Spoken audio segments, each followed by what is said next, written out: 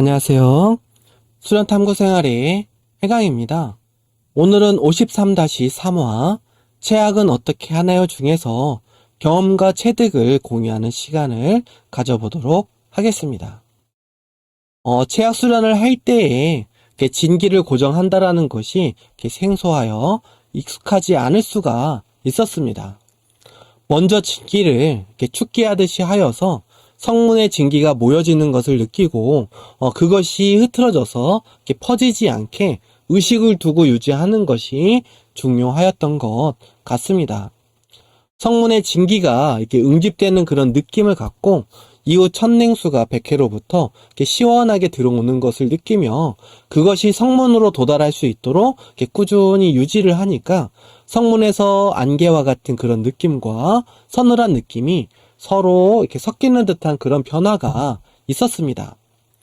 안개처럼 이후에는 좀 더 물처럼 이런 밀도감이 있는 그런 유동적인 변화에서 점차 움직임이 적어지는 그런 정적인 변화로의 흐름이 일어나는 것을 느낄 수가 있었습니다.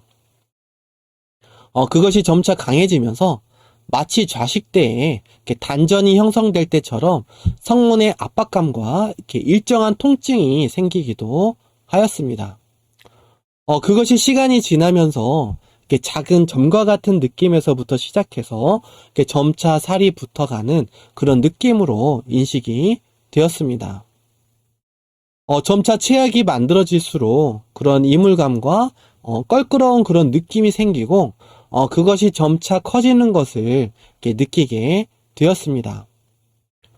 그것이 이제 너무 커져서 이렇게 흐트러지지 않도록 의식의 집중을 성문에 이렇게 더욱 하였으며 이렇게 스스로가 좀 더 이렇게 응집시킨다라는 그런 의지를 갖고 임하니까 체학이 좀 더 빠르게 이렇게 안정이 되는 것을 인식할 수가 있었습니다.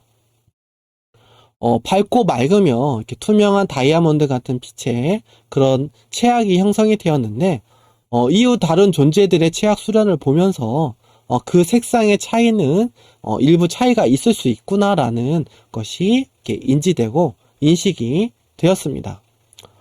그 차이는 대체로 수련하는 그 존재의 정기신의 상태와 관계가 있었고 특히 심상과 밀접한 관계가 있었습니다.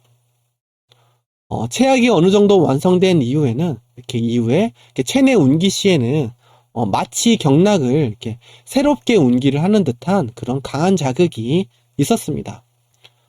그것이 이렇게 일정해지고 안정화가 될 때까지 이렇게 꾸준히 반복해서 운기를 하는 것이 필요했습니다. 체학을 운기하다 보면 이제 그것도 진기이기 때문에 정화가 일어나는 경우에 일부 소모가 되어서 체학이 작아지게 되는 경우가 생기기도 하였습니다. 그럴 때는 체학을 다시 하단전으로 회수를 해서 이렇게 보강을 하는 것이 가능하였습니다. 체학을 체외로 운기한다라는 것에 대한 개념과 그 감각이 생소해서 이렇게 수련에 어려움이 있었으나 대주천 수련 때처럼 기운을 이렇게 내보내고 이렇게 회수를 했었던 그런 기감으로 처음에 기준을 잡고 나니까 이후 다양한 체외 운기의 수련에 큰 도움이 되었습니다. 체학이 그 응집력과 밀도가 높아진 진기이므로 경락 운기 및 또는 치유에도 큰 효과가 있는 것을 느낄 수가 있었습니다. 마치 물과 같은 그런 진기로 자극을 줄 때와 고체화된 구슬로 자극을 줄 때 그 자극에도 차이가 있지만 그 밀도의 차이로 이렇게 집중하는 편에 있어서도 한결 수월함을 느끼게 되었습니다. 체학을 체외로 운기하다가 의식이 흐트러져서 그것을 잊는 경우가 있기도 한데 그럴 경우 기력의 소모가 일어나는 경우를 느끼기도 하였습니다. 그래서 체학은 자신의 진기가 응집이 돼서 형성된 만큼 다시 자신으로 회수를 하여야 어떤 그런 기력의 소모를 줄일 수 있다라는 것을 알게 되었습니다. 어떤 목적에 의해서 외부로 사용을 하더라도 다시 회수를 해서 몸 안에 흡수를 시키는 것이 불필요하게 기력을 이렇게 소모하지 않는데 도움이 되었습니다. 체약을 이렇게 외부로 사용할 때는 이렇게 스스로의 확신을 갖는 그런 방법에 대해서 다양한 탐구와 이제 어떤 검증이 필요함을 느끼게 되었습니다. 체약을 외부로 사용한다라는 것은 이렇게 단순히 이렇게 스스로가 느끼는 그런 주관적인 입장에서 이렇게 되었거니 하고 넘어가기보다는 이렇게 대상에 작용하는 그런 반응 등을 확인해서 자신의 심력에 대한 그런 확인과 그를 통한 자신감을 형성하는 것이 이후 수련에 있어서도 큰 도움이 되었습니다. 어떤 도구든지 이렇게 사용하면 사용할수록 익숙해지고 또 숙달이 되며 그것의 사용에 대해서 이렇게 자신감이 붙음으로써 이렇게 더 복잡한 도구도 사용할 수 있게 하는 그런 힘을 이렇게 갖게 합니다. 특히 기운은 이렇게 형성해서 또 사용함으로써 또 비우고 또 다시 그것을 채워가는 과정으로 자신의 빛가임 가치를 이렇게 낮추고 또 밝히게 되면서 그것 자체가 자신의 역량을 키우는 그런 이렇게 효율적인 방법이기도 합니다.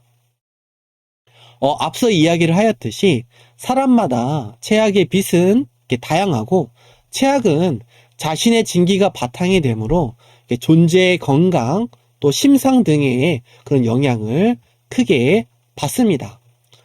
그러다 보니 이것을 다른 존재에게 사용할 경우에 대상의 운명에도 영향을 끼칠 수가 있는 것입니다. 다소 비약적인 예를 하나 들어보자면 타고난 성격이 급하고 또 참는 것이 약해서 자주 분란이 일어나고 또 그래서 뭐 감옥에 들어갈 수 있을 정도의 운을 가지고 있는 사람에게 차분한 성격의 존재가 만든 체약이 작용을 해서 마음을 차분하게 함으로써 어떤 사건의 분란에 휩쓸리지 않게도 할 수가 있을 것입니다. 이것 자체로는 어찌 보면 좋은 의미인 것 같지만 스스로가 자신을 돌아보고 또 성찰하여 또 깨달은 것이 이렇게 아니라면 단순히 그 순간만의 상황을 이렇게 회피하게 만든 것이 될 수도 있습니다. 그 존재가 이렇게 특정 시기에 이렇게 스스로 겪고 나서 또 깨우치면서 그것을 뛰어넘어야 하는 공부가 있는데 이것을 어떤 특별한 명분이 없이 사용된 그런 체약으로 인해서 그 존재의 공부가 이렇게 뒤로 늦춰지거나 강도가 더욱 강해져야지만이 그것을 다시 인식할 수 있게 되는 경우도 생길 수가 있다는 것입니다. 그래서 선인들이 이렇게 명분 없이 이렇게 쉽게 도움을 주지 않았다라는 그런 의미는 이렇게 스스로 겪으며 이렇게 깨우쳐야 하는 그런 몫이 그 존재에게도 있다는 것이고 단순히 문제 해결보다는 그것을 통해서 존재가 더욱 성장할 수 있도록 하는 그런 어떤 계기 마련이 중요하다라는 것을 인지하고 또 인식하게 되었습니다. 공부를 전할 때도 이렇게 단순한 해결이나 이렇게 답을 전하기보다는 이렇게 스스로가 겪고 깨우쳐서 이렇게 직접 또 행동해서 그것을 뛰어넘을 수 있도록 그것을 독려해 나가는 것이 더 큰 지로의 방향이 아닐까 하는 그런 생각이 들었습니다.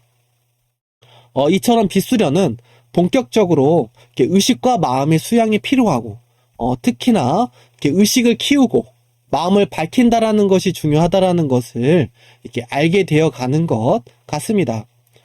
그렇기에 이렇게 의식과 마음의 성장을 위해 이렇게 필수적으로 다가오는 고를 이렇게 단순한 괴로움으로 받아들이지 말고 하늘의 선물이자 또 성장통으로 받아들여서 그것을 스스로가 이렇게 직접 겪고 또 뛰어넘을 수 있기를 바라며 오늘은 이상으로 마무리를 하겠습니다. 감사합니다.